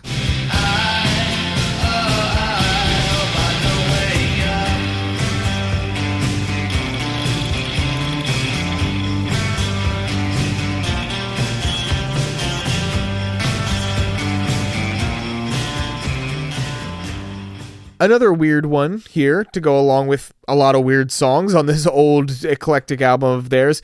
Mystery Jack, to me, the progression and overall vibe of the song remind me a lot of God Is Calling Me Back Home. I don't know if you feel similar, if you picked up on that at all, but something about the progression and the rhythm and just the general vibe of them, I just tend to mix the two songs in my head a lot, or like sort of replace one for the other in my mind and get confused. So something about them is really similar. I can't put my finger on it without sort of digging more into it, but yeah. I think part of what you're getting at is the lone wolf quality of the main character or the narrator. Oh, yeah. This guy is a mystery, keeps to himself, doesn't really like other people. Literally the line, "'Cause I'm a lonely soul and I've got no friends on this road." Yeah, and I'm a mystery Jack. Yeah, this is another kind of darker, weird one lyrically too. Yeah, as far as the music, there's not really this overly happy sentiment to it, I would say, but it also doesn't sound particularly dark either. It's a relatively static song, I think, with a guitar part that's not particularly flashy, but it does anchor the song nice. I like the guitar tone, I will say. It's got kind of there's a little bit of pluckiness, a little bit of an attitude to it, very slightly so though. But yeah, weird, but nonetheless relatively simple song still, that doesn't make too many jumps or anything like that. I had to make sure that this was Stu singing, because this is another kind of strange vocal delivery from him. Yeah. A little bit more of a pinched nasally register. I felt the same way. It sounds like almost like if Stu and Cookie had a baby and are singing on the song. That's what it sounds like to me. That's exactly. I thought it was Cookie-like too. But it is Stu on the whole track, right? It is. Mm-hmm. Yeah. He is also the sole writer of this song. I also wanted to, before going further, I wanted to touch on that beginning synthesizer tone. It sounds like an old video game when you're at the title screen, like press start, boo, doo, doo, and you see these bright colors, or enter credit to begin, like you're at the arcade. Yeah, and just like 30 past 7, another weird synth intro that doesn't really play again throughout the rest of the song. It's kind of just a starting point that they jump off of, and the rest of it's all guitars and stuff. Jumping back to the lyrics, because I know we were talking about some of the themes in this song, just literally a narrative from a first-person perspective, a lone wolf, maybe somebody with kind of a nihilistic view of the world, and perhaps simultaneously proud and sad about it. Like some lone wolf people are just like, this is what I like, this is what I'm used to, and I'm pleased with it. I don't need dozens of friends around me at all times. I'm comfortable in my own skin and with myself, but maybe there is a little bit of kind of latent, buried deep down sadness there, like, it would be nice to have a couple of people. Yeah, right. Yeah, this is definitely from the perspective of someone who's kind of an outcast, kind of a loner, doesn't really have much of a sense of direction in the world of what they're doing with their life and stuff like that. And actually, I could just quote verse 2 here to paint the picture very clearly, but he says, "'Cause I'm a lonely soul and I've got no friends on this road, and I'm a mystery Jack. The lines on my hands tell me I'm on track to die." And then there's the refrain, the repetition of, "Oh, I hope I don't wake up." It's like, Jesus, that's some dark shit for a song that's kind of this groovy rockin' song. It's like, damn, like this it's kind of sad. It's kind of dark. As the guitar bounces, you know? Yeah. Like I said, a pretty cool guitar part that I think is a standout aspect of this song. Aside from Stu's very different kind of vocal delivery, though, it is a relatively static and flat delivery. Like, not a lot of verticality in the melody he's singing. I am my mother's son. He's kind of keeping it pretty flat, pretty even throughout. And so I think, oddly enough, it stands out from a lot of the rest of the album in that regard, because there's so much vocal variety and verticality from the various singers on this album. Otherwise, and this is a really unique way. We've already described like just the tone of his voice and the sound of it. You couldn't even tell it was Stu right away. So it is different and definitely stands out with the vocal delivery and everything being a little different than some of the other songs. Now, I don't know if you had any notes on this, Joe, but switching gears slightly while still sticking within this song, there is a man known as Mystery Jack, kind of a Giz superfan, who has been to just countless live shows, I guess, throughout the years. And us being, I guess, relatively newer Giz heads, I mean, you got into the band a good handful of years ago. You got them into me, of course, as kind of our backstory for the origins of this show. I've only been a fan now at this point for close to 2.5 years, I guess. You know, we're still learning things about like lore and who some of the big dedicated super fans are. We obviously had Ben Bacon on the show a couple of episodes ago. That was a lot of fun.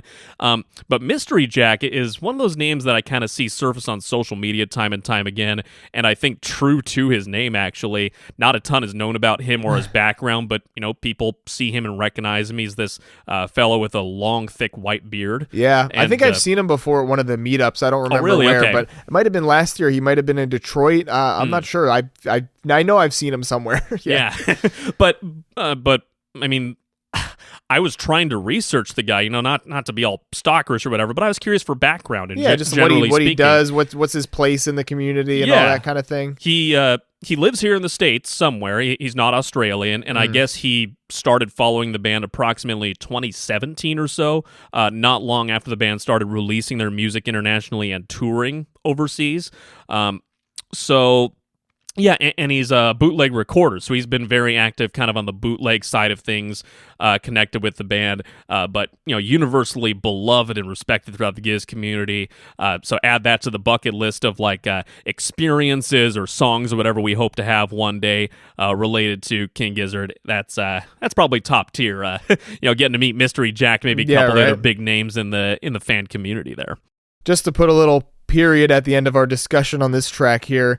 Once again, there's a bit of a noisy reverb explosion at the end.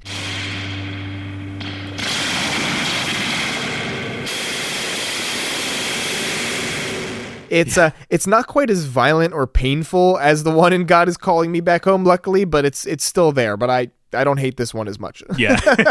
Yeah, that's another one of those early characteristics that keeps cropping up on this album here on, you know, studio album number 3 for the band. That loud, gizzy reverb on the higher pitched notes, like we discussed before, and then that spring reverb, like you would hear exploding spring reverb. Yeah, like on Hot Wax too is another. Yeah, I was gonna say this record and Oddments are probably the two where that's the most prominent, where they do that shit a lot. Mm-hmm. Yeah, very, very emblematic in many ways. This song is of that early Giz sound. All right, we're getting through these songs pretty quick because a lot of them are so short and there's only 8 tracks total. So let's keep things moving. This is the penultimate track, number 7, Pop in My Step.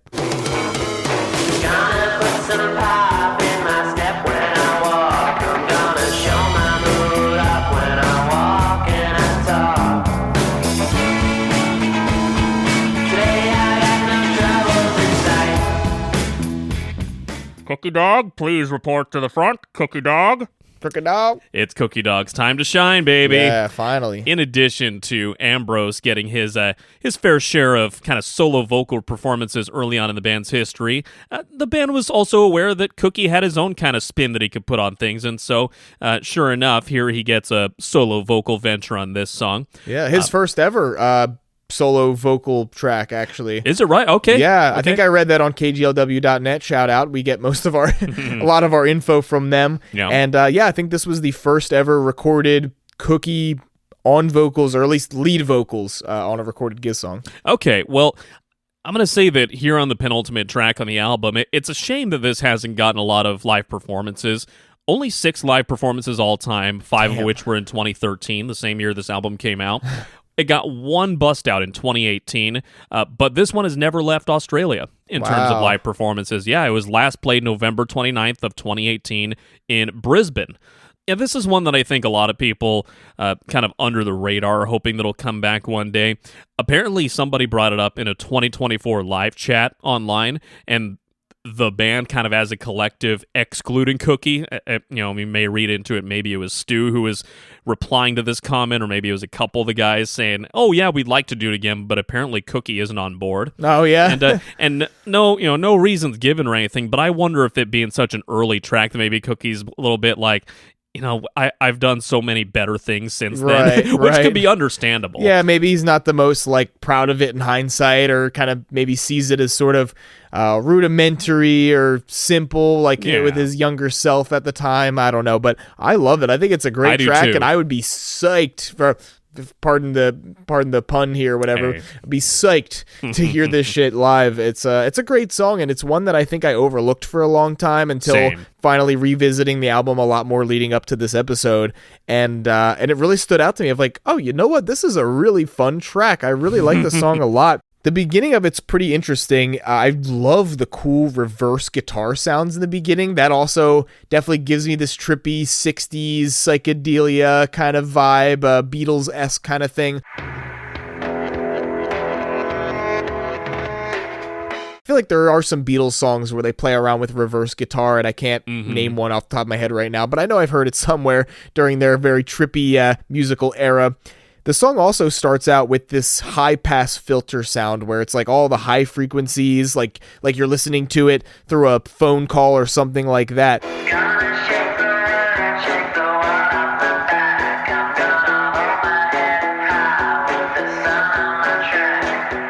But then everything kicks in and comes in more clearly just at about the 40-second mark in, and it is very satisfying to hear that full warm sound of the music come in after that intro, and especially when the bass kicks in. I love when the bass kicks in. It's very prominent in the mix. It is. And just kind of makes the song pop and feel more alive when it gets to that moment. Yeah, and it's really stands out on the album too, where not a lot of bass present in the mix on most of these songs here on Float Along, Fill Your Lungs. So it's good to hear a little dose of that, especially for you, Mr. Resident Bassist. That's I'm sure. Right. Yeah, I appreciate that. Carries a little extra weight for you. Yeah, I knew that there was something very retro, and there was some probably some influences that Cookie pulled from previous eras, previous decades of music history. I was trying to pinpoint at least one artist that I thought this sounded like. Name I came up with was Steve Miller Band. Huh. Something about his vocal melody and kind of that guitar tone. There's something a little bit honky tonk, almost country, old country derivative about plonk, plonk, plonk, almost like a kind of galloping slowly on a horse or something.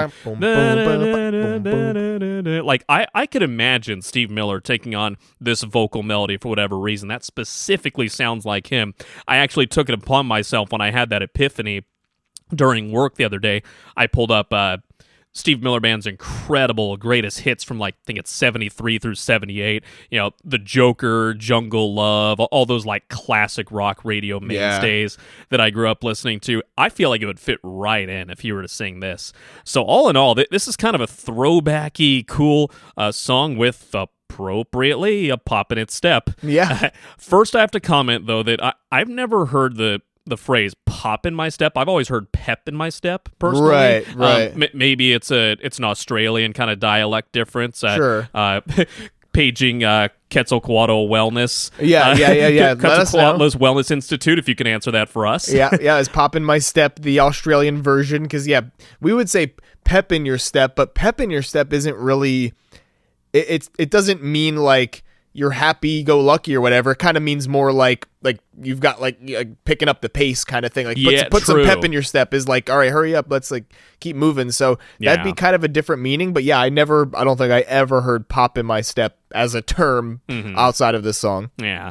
But to tie into that, though, what you just said, lyrically, this song is about optimism, is my read on it. And it's not a toxic positivity or naivete like, oh, everything's just all hunky-dory. Right. It's a confident, healthy type of optimism in which one chooses to press onward and make the best of difficult situations or forge onward through life's challenges. Yeah, in a lot of ways, it's almost like the total opposite of the last track, Mystery Jack, that with a lot of negative themes and a guy going through some shit. This is just like, you're going about your day with no worries in sight, doing what you want to do without feeling any regrets, and spreading that positivity to turn everything that was wrong into right. Which speaking of, one of my favorite parts of the song is that moment. It first comes in around 1:39, right when he lands on the word right, and the music, the guitar and bass together go into this like ascending progression. Do do do do do do do do do do do do.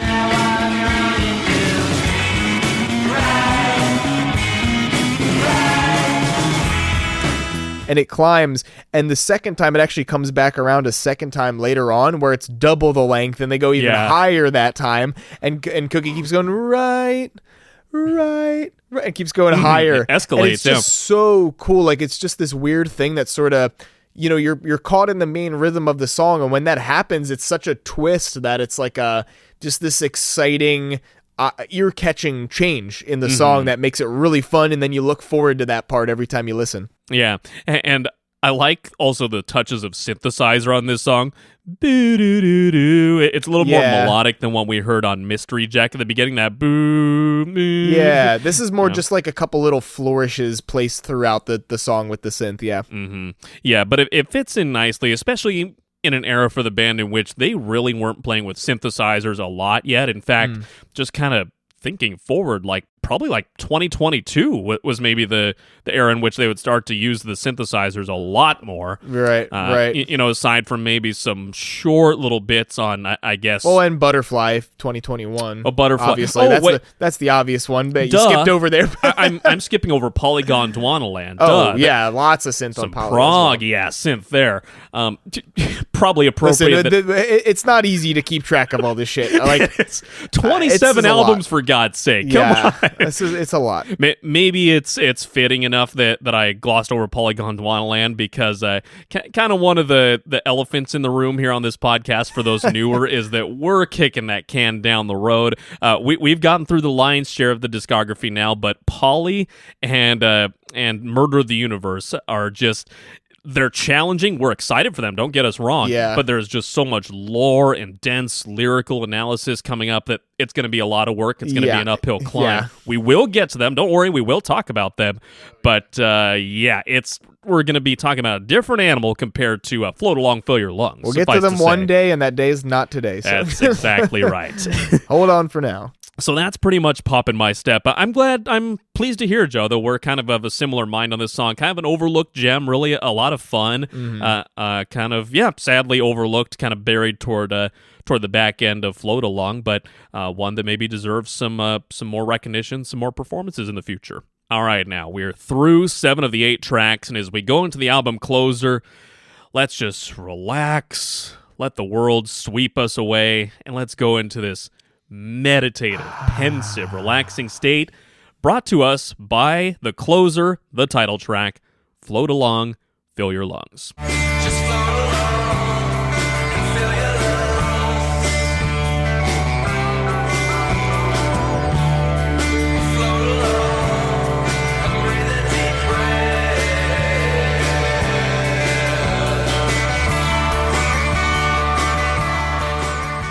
All right, here we go into the beautiful, droning, meditative final track. KGLW.net also uses the words tranquil and trippy to describe this song, which I think is just perfect. Yeah, definitely, I agree. And just as much as this is a song, I believe it's also fully at the same time a meditation or a prayer. Like there's obviously the kind of Eastern spirituality influence that, let's start keeping a tally of how many times we bring up the Beatles on this episode. Sure.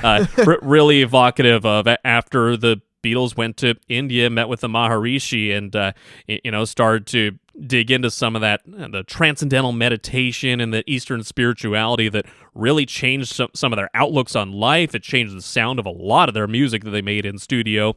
And this song contains a lot of those similar characteristics. And this time, as opposed to psychedelic sounds that we heard earlier in the album, this time the lyrics match a lot more. These lyrics are very kind of meditative, contemplative. It starts off, "I saw you in the carpet shades, then I felt you like a baby's face. Just float along and fill your lungs, float along and breathe a deep breath." That latter half, of course, being the refrain that is sprinkled throughout the track. But basically, this song is about the protagonist seeing someone's face in everyday settings and objects. It's unclear whether the person in question is a significant other or a departed friend or a family member, but maybe part of the point here is it's intentionally left open for interpretation. Yeah, or even a god, potentially, is another thought with it, like maybe seeing some sort of divine being and having this deeper transcendental experience, rather than it just being someone's face that he knows or something. It could be either way. It's not really elaborated any further than that. And that could be the result of, well, okay, let's just be honest here. The dude's on drugs, right? Like he's tripping balls again. What else could that possibly this be coming from? But yeah, that pretty much says all there is about the lyrics. It is very fitting with the sound. Just to get back to some of the musical elements, I want to go back right to the top of the track. The synth that comes in at the beginning almost sounds like someone turning a knob, opening it up, where it's like, just this cool, droning single note synth.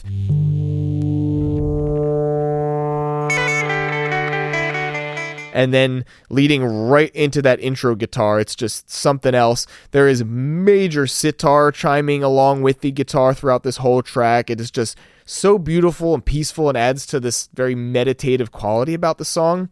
So 45 seconds in, we get a new riff and this beautiful high-pitched synth triad happening. That guitar riff, down, down, down, down, down, down, down, and the synth going, wee, wee, wee, wee, wee, wee.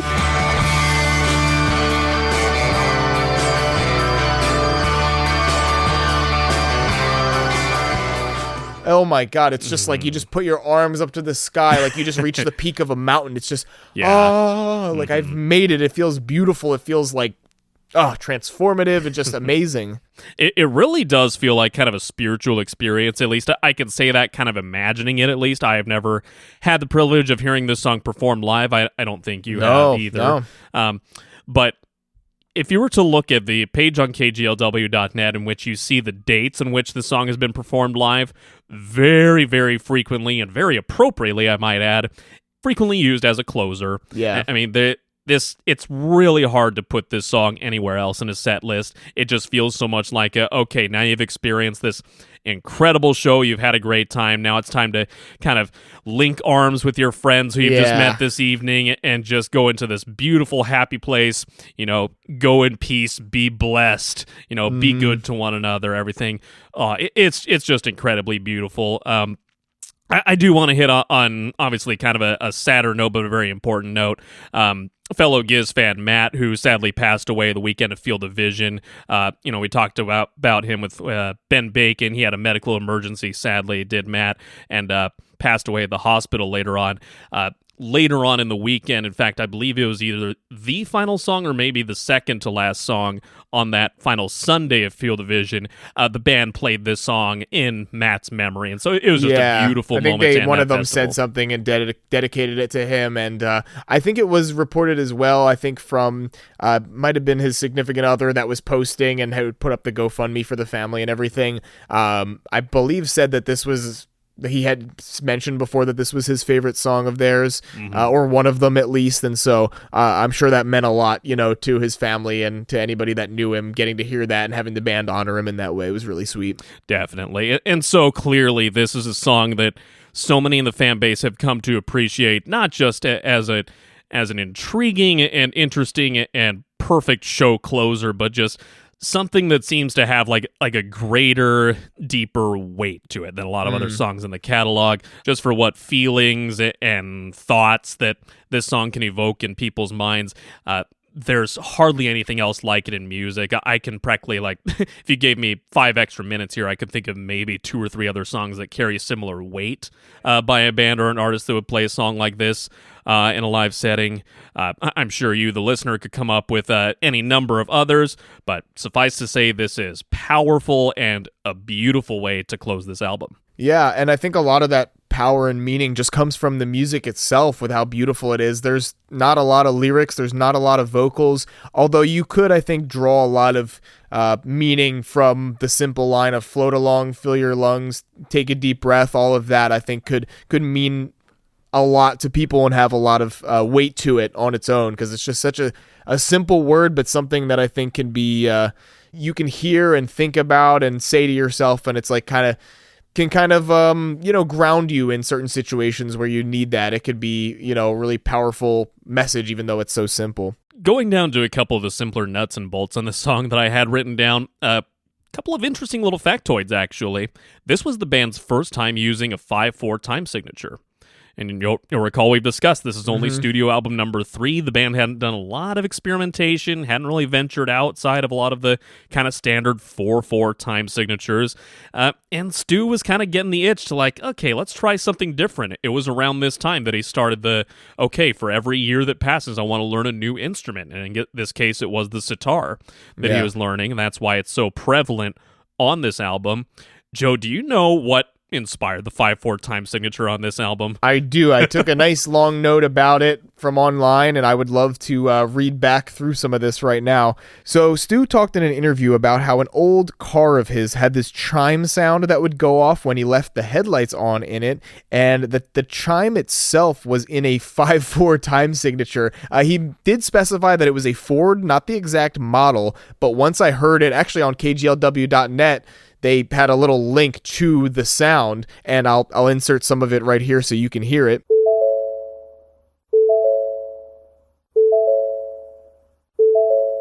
As you're listening to that sound, and the timing of when it repeats again actually is a 5-beat count, which is really interesting.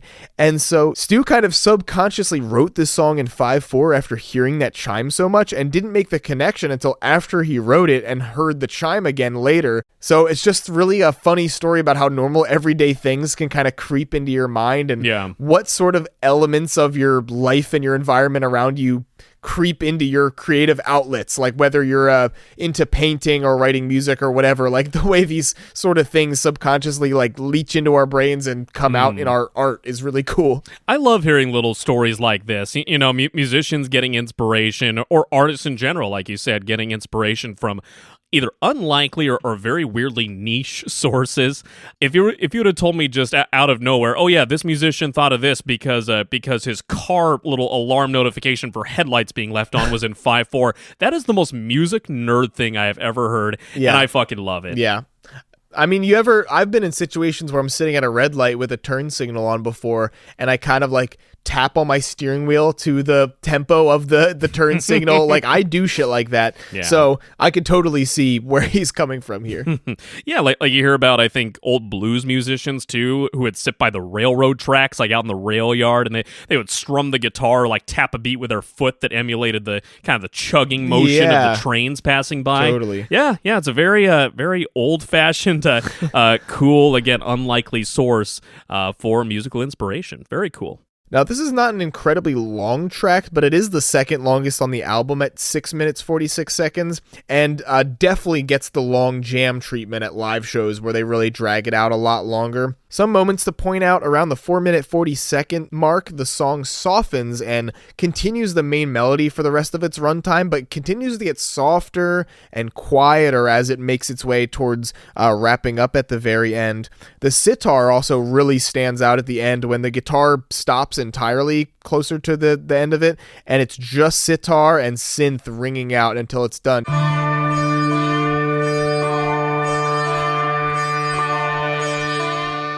it really takes its time, like gradually just falling apart and getting softer and quieter until it rings out into its very end. I think it's the perfect way to end this song because like the nature of this song, it wouldn't be right to have it just like hard stop or just like one final note. Like I love the way it just sort of like disappears off into the distance.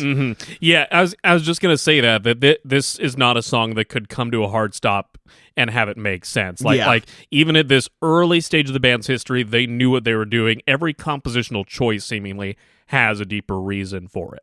So that was Float Along, Fill Your Lungs, one of the shorter albums to this point on the show that we've talked about, but it was really nice to get into one of the older Giz opuses with a couple of very essential tracks that are now mainstays in the band's live set, and a couple of admittedly forgotten gems from elsewhere in the discography. Now, Joe, time to get into our top 3 and least favorite, and I have a little, if you will, a little pop in my step here, because I have a sneaking suspicion that this could be the closest, that this could be the strongest chance for us to finally sync up on identical top 3 and least fave. Maybe. We don't share these ahead of time. We have no idea. So okay, take it away, Joe. Your right, top here, 3. Drum roll. That probably doesn't sound good in the mic. Okay. Top 3. There were 2 that were very obvious to me, and the third one was a little bit tougher of a choice, but I'll go with the obvious ones first. Head on Pill and Float Along, Fill Your Lungs have to be in as 2 of my favorites, and you're making a face. Are those ones not in your tops, dude? How? One of them is not. One of them is not. That's crazy. Okay, well, anyway, we'll get to that. So, okay, we didn't line up. Great. Already off to a rough start.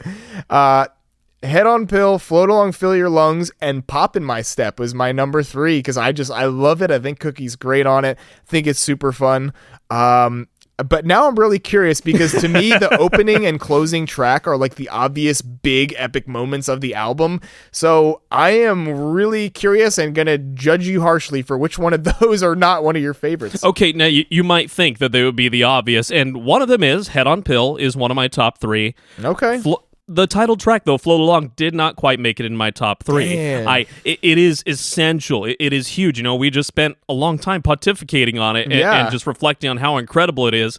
It's just not a song I go back to much, and simple as that. So the other 2 after Head on Pill, Let Me Mend the Past and Pop in My Step. So we synced up on Pop in My Step at least, which okay. I figured there was a good chance. That was part of why I got so optimistic. Was Pop in My Step, we seemed to be on the same page. Yeah, because the way we talked about it, we both had very nice things to say about it, and it was feeling good there, and I'm like, okay, maybe we lined up on that one, and I thought for sure you would have included Float Along as well, but Let Me Mend the Past, that was, so Float Along and Head on Pill were the obvious ones to me that are my immediate 2 favorites, but the number 3 spot was kind of a toss-up between Pop in My Step and Let Me Mend the Past. So okay. I will say I was close to putting that on there, but there was no way it was taking the spot of the other 2. So. Okay, so depending on the results of our least favorite, which we'll get into in seconds here, depending on the results of that, possibly, even though we didn't hit it, this may still be the closest we've ever gotten. Maybe. Okay, you want me to go ahead and give my least favorite? Give me your least fave.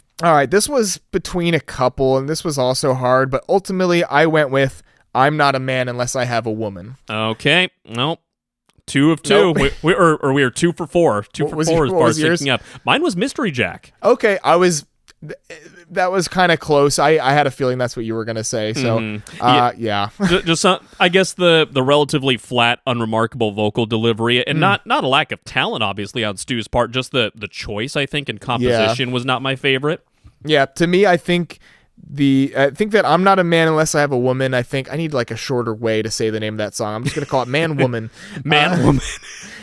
Man Woman is not my favorite because it just, to me, is one of the more static and less musically interesting. And also there's not as much meaning behind it. Like it's just this simple song that to me is like one that I wouldn't mind skipping when I listen to it. It's just kind of like meh. I mean, most of their music, whatever album I'm in the mood for, I listen to the whole thing regardless. But that's just the one to me I feel like just is generally the weakest out of all of them. But Mystery Jack, I could see where you're coming from. But to me, the guitar riff is cool enough and the music itself is interesting enough that I wouldn't pick that as my least favorite. See, that almost saved it for me. It was a funny thing, but oh man, variety is the spice of life. But alas, Joe, we have broken each other's hearts once again. Yeah. The elusive 4 for 4. It's not yet. See, they don't have. If only they could have any albums where there's like an obvious 3 best songs and the rest of them suck or something like that. But it just doesn't exist. Most of their albums are no skip, records. Like, it's hard. Yeah.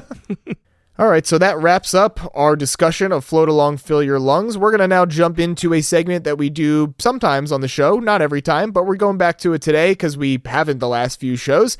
This is Most of What We Like. Most of what we like.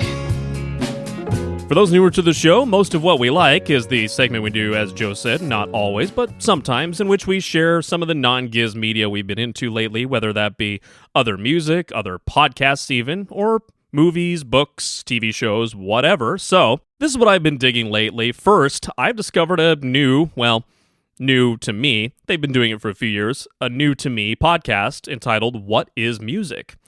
Basically, the premise is 3 good friends from the UK do deep dives into the discography and career of a different artist each season.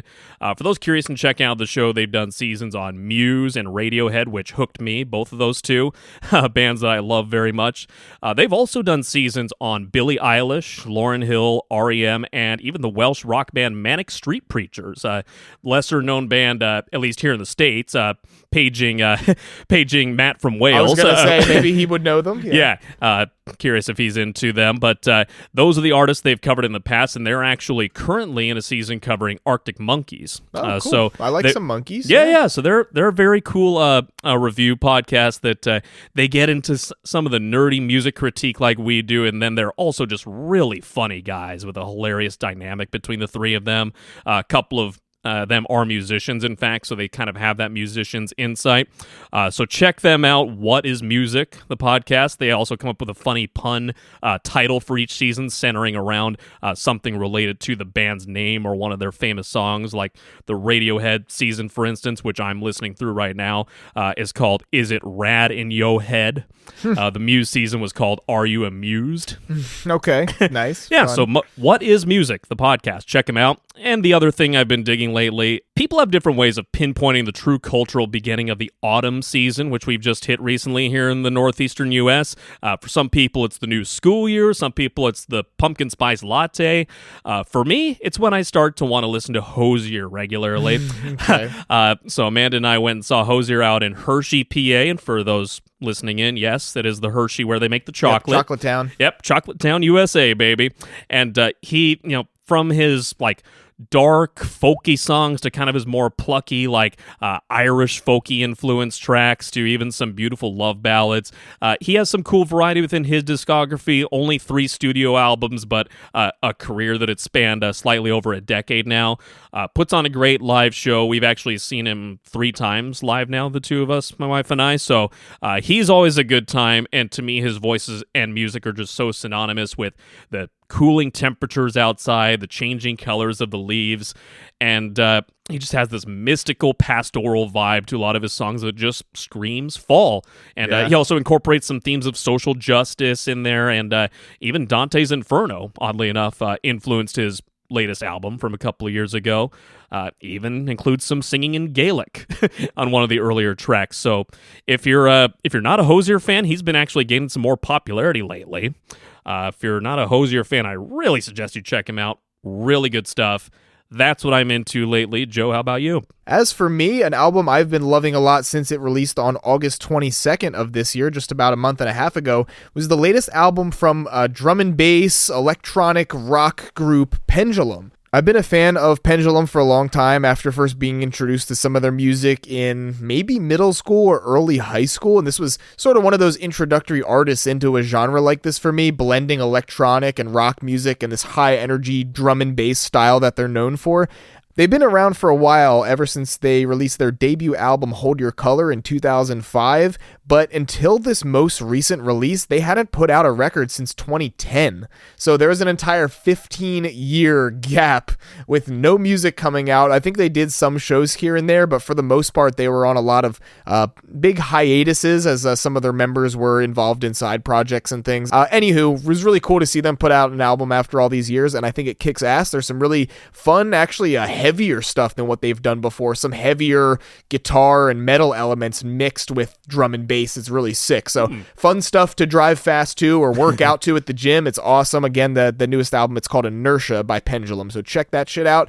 And also, I've been listening to Ween again a lot, man, lately. I fucking love Ween. Obviously, we are from southeastern PA, around not too far from the area those guys are from. They're from New Hope, Pennsylvania, very quirky, interesting little town in Bucks County, and feels like the perfect kind of place for a weird musical act like Ween to be birthed out of. So it's just about right. And from what I understand, there's quite a bit of crossover with Giz fans and Ween fans, like people loving both of these bands. It's so weird. It feels like such a weird thing, and like their music is not similar in any way. Like, I mean, if you know Ween, you know what I'm talking about. I'm not even going to try to describe them. It's really difficult. But in particular, I'm going to say my favorite albums of theirs are The Mollusk, which came out my birth year. So that one I feel actually came out like about a week before I was born or something like that. So I feel very connected to The Mollusk. And also, the first time I ever heard Ween was as a kid when the SpongeBob movie came out and Ocean Man plays during the credits. Man. Yeah. So that's like the song that like a lot of, I don't know if it sounds rude to say the term normies, but like people who aren't really into Ween, more than likely that's the one song they might know is Ocean Man. But that's the album that's from. I love The Mollusk. And also one that's near and dear to both of our hearts, Spenser, 12 Golden Country Greats. It's a wonderful album by that band. Some kind of nasty, vulgar lyrics in some of those songs, and some other more heartfelt, weirdly genuine sounding songs coming from those guys. So all in all, I know there's a lot of crossover. I know there's got to be some Ween fans out there listening to this as well. So I've been listening to them a lot again lately. And I was actually just in New Hope last Friday, just kind of walking around town. And every time I'm there, I'm thinking about those guys. I end up having to put one of their albums on the way home or something. Yeah. So I love Ween. Been digging them a lot lately. So that is it for most of what we like this week. Nice. Okay, yeah, that's what we're digging lately. So if you have the chance to check those out, if you're interested, do so and let us know what you think. We always like suggesting kind of under the radar stuff, but sometimes some of the known music and other content out there is always fun to share our opinions on here at the end of the show. Once again, a reminder, if you're not already following us, please do at Podagon Infinity on all the socials, Facebook, Instagram, X, and Blue Sky, or email us podagoninfinity@gmail.com. We read listener submissions regularly. So that's a wrap on our discussion on Float Along, Fill Your Lungs. We have not yet discussed at this time what we'll be discussing next on the show, but Joe, I think we'll have kind of a back and forth session inevitably like we always do. Maybe we should do album A, B, C, or D. Our choices are getting whittled down here. We're getting toward the nitty-gritty now. Yeah, really. We are getting down to just a handful of albums that we haven't covered yet, and we have some other non-album discussion ideas floating around as well, so maybe it'll be something different next time. Honestly, we don't know. We have to discuss it and figure it out, so just hang tight and follow us on our socials if you don't already to keep up to date with what we'll be bringing next for you. As always, thank you for listening to Podagon Infinity, and thank you for keeping it weird and doing your part to spread the good word of the Giz. Take care of yourselves and each other, and we'll see you in the next episode. Later, Gators. Woo!